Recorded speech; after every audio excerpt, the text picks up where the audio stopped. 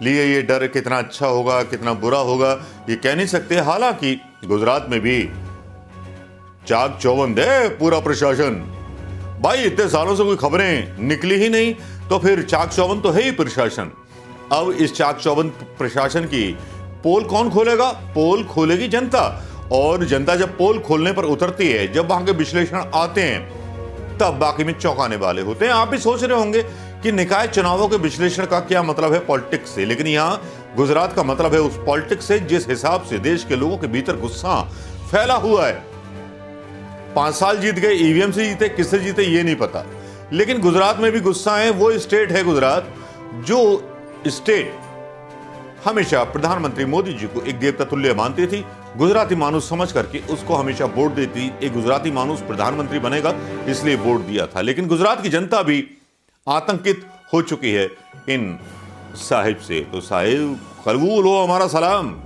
तो दोस्तों हम बात करते हैं, जैसे कि कल हमने बात की थी, कल्पेश रावल साहब ने एक बड़ी खबर भेजी थी हमारे पास, जो खबर वाकई में हैरान कर देने वाली थी कि एक जामनगर की नगर पालिका में वहां कुछ घोटाला हुआ था, बोगस वोटिंग हुई थी, लेकिन आज वोटिंग हुई है निकाय चुनाव में। लेकिन जो रुझान आ रहे हैं उन रुझानों के बारे में बात करेंगे। हालांकि ये रुझान राष्ट्रीय पॉलिटिक्स से जोड़कर देखना या राज्य की पॉलिटिक्स से जोड़ के देखना बेकार होगा, लेकिन भारतीय जनता पार्टी के लिए अच्छा होता है। जब भी कोई निकाय चुनाव जम्मू कश्मीर में होते हैं या कहीं होते हैं तो भारतीय जनता पार्टी के राष्ट्रीय चैनल जो हैं उनको चुनावों को मोदी जी की सफलता से बताते हैं।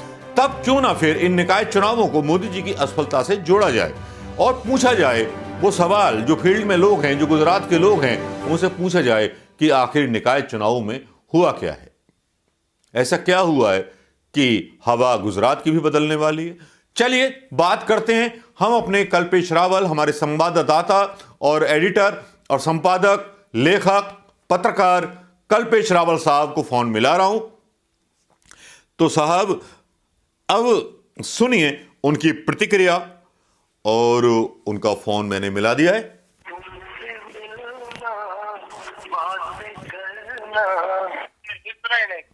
जी मनोज जी। कल्पेश भाई नमस्कार, केम छो? नमस्कार, मजामा मजामा, बोलिए बोलिए। मजामा पॉलिटिक्स हुआ कि ना? बोलिए बोलिए। अरे ये निकाय चुनाव का क्या हाल है? निकाय चुनाव का बहुत ही बुरा हाल है। भाजपा की पंखुड़ियां बिखरती दिख रही है। पंखुड़ियां मतलब कमल मुरझा रहा है क्या? कमल की पंखुड़ियां अलग हो रही है सर, मुरझा नहीं रहा है। अलग अलग हो गई? अलग अलग हो गई है। पिछले निकाय चुनाव से 10 से 15% वोटिंग कम हुआ है। ओ माय गॉड, यानी कि जो हम हवा सुन रहे थे कि गुजरात भारतीय जनता पार्टी में फूट पड़ने वाली है, कुछ ऐसा दिखाई दे रहा फैक्टर, या जो लोग विधायक हैं जो जनता की बाकी सेवा करते हैं और जो भारतीय जनता पार्टी के साथ जुड़े हुए थे, जो अपनी केवल मोनोपोली पर जीतते थे, क्या उनको भी खतरा पैदा हो रहा है प्रधानमंत्री मोदी की नीतियों से? क्या लगता है आपको? यहाँ पे जो पाटिल साहब ने नया कानून लाए थे कि भाई जो लोग 3 टर्म से चुन कर आ रहे हैं उसको टिकट नहीं दिया जाएगा, मंत्रियों के फैमिली को टिकट नहीं दिया जाएगा, उसकी वजह से भी भाजपा में अंदर ही अंदर इतना तनाव बढ़ गया था। वो भी दिख रहा है। लॉकडाउन में जो मास्क के नाम पे 125 करोड़ से ज्यादा जुर्माना लिया गया जनता से, वो भी फर्क दिख रहा है। हाँ, ये तो तय है कि गुजरात की जनता मैथमेटिक्स और पैसे के कैलकुलेशन को बहुत अच्छी तरह जानती है बाकी के इंडिया से। लेकिन अगर भारतीय जनता पार्टी पिछड़ रही है तो केवल इसलिए पिछड़ रही है कि नीतियां उसकी खराब थी, या जो एक छवि थी प्रधानमंत्री मोदी जी की गुजराती मानुषवा, उस छवि को कुछ नुकसान पहुंचा है? चाइना की वजह से पहुंचा है या किसी की वजह से पहुंचा है? गुब्बारा फुला कर रखा हुआ था ना, वो गुब्बारे में से हवा निकल गई है। मोदी जी के नाम से चुनकर आते थे, अब मोदी जी का जादू खत्म हो गया है। अब वहाँ कुछ ऐसी चर्चा मोदी जी के बारे में या किसी के बारे में नहीं चलती हैं। हालांकि मोदी जी तो वहाँ काफी दौरे करते रहते हैं। इस बार तो आए ही नहीं ना, निकाय चुनाव में एक भी दौरा नहीं किया। नहीं, उन्होंने काफी योजनाएं अभी शुरू की थी प्रधानमंत्री मोदी जी ने। गुजरात में ही सारा योजनाएं सिर्फ कागज पर शुरू होती है, कागज पर ही रहती है, जमीनी स्तर पर कुछ नहीं होता है। अच्छा कल्पेश भाई बताइए मुझे मतलब जिलेवार स्थिति क्या है, का किस किस क्षेत्र में क्या क्या है पूरा मुझे, क्योंकि आप वहां पर हैं, आपको ग्राउंड रियलिटी ज्यादा पता है, वो बता देंगे तो ज्यादा अच्छा होगा कल्पेश भाई। सर जी, इसमें तो ऐसा है कि गुजरात में अमित शाह का जो इलाका है वहां पर भी भाजपा बिछड़ रही है, वहां सबसे कम वोटिंग हुआ है। ओके। उसके बाद में नंबर आता है राजकोट, मुख्यमंत्री का इलाका, वहां पे भी वोटिंग कम हुआ है। जामनगर में जहाँ पे दो दो मंत्री है वहां पे भी वोटिंग कम हुआ है। मतलब कहीं भी कमल खिलता हुआ नहीं दिख रहा है। हार्दिक पटेल का कुछ फैक्टर यहां पर असरदार लग रहा है आपको? नहीं, यहाँ मैं आपको एक बात, हार्दिक पटेल का नहीं मेरा क्वेश्चन पूरा नहीं हुआ अभी। हार्दिक पटेल का असर है या भारतीय जनता पार्टी के नेताओं के खिलाफ गुस्सा है? हार्दिक पटेल का कुछ असर दिख नहीं रहा है। जो गुस्सा है वो भारतीय जनता पार्टी के नेताओं के खिलाफ गुस्सा है, वो जनता दिखा रही है। अच्छा, ये इसमें एक फैक्टर है, ये आज की हेडलाइन बन जाती है कि भाजपा खुद जनता का शिकार हो रही है, कांग्रेस की इसमें कोई मेहनत नहीं है, या कांग्रेस को इसका दायित्व नहीं दिया जा सकता। कांग्रेस बस बैठे बैठे थाली का इंतजार कर रही है कि 56 भोग से छपी हुई मतलब सजी हुई थाली कब खा लेगी गुजराती खाने की थाली। क्या आप सहमत है मेरी बात से? जनता ने सजी हुई थाली कांग्रेस के जेब में डाल दी है। हाँ, जनता जनार्दन है और जनता जनार्दन ही फैसला करती है कि उसको क्या करना है। लेकिन कल्पेश जी, आप अपनी बेलाग राय बताएं, 2 मिनट देता हूं मैं आपको, अपना एनालिसिस बताएं कि गुजरात में ऐसा हुआ क्यों? गुजरात में ऐसा हुआ ऐसे क्योंकि एक तो 25 साल से भारतीय जनता पार्टी स्थानीय स्तर पर राज कर रही है। जनता को बड़े बड़े वादे किए, फिर वादे पूरे नहीं कर सकती है।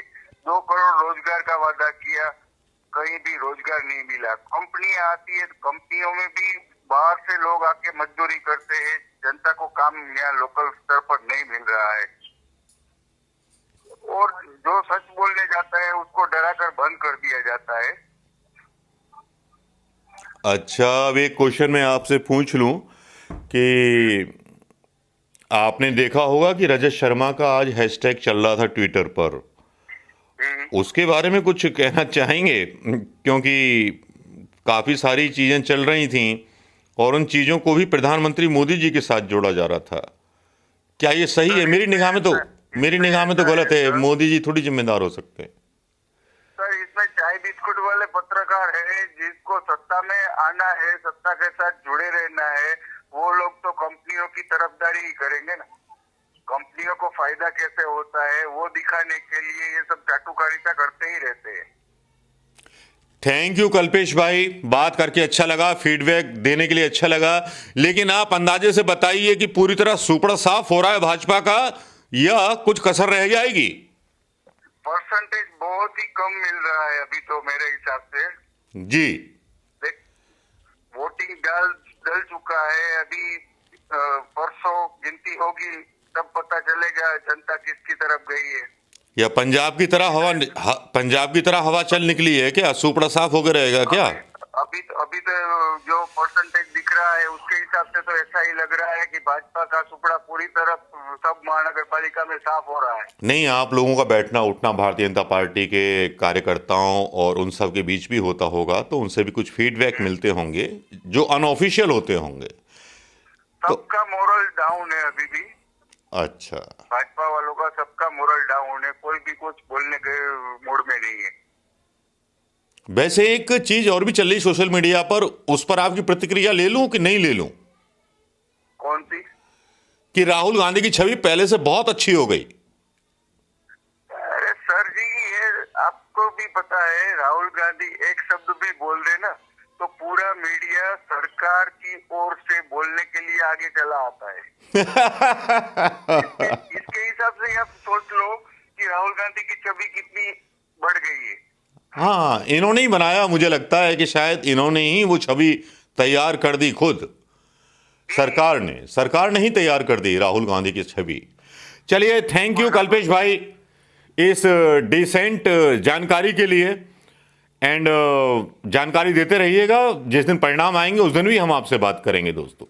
ठीक है। ओके सर, नमस्कार। नमस्कार दोस्तों, आपने सुन ली होंगी हमारी बातें, जो आपको हमने बताया और जो दिखाया और जो समझाया।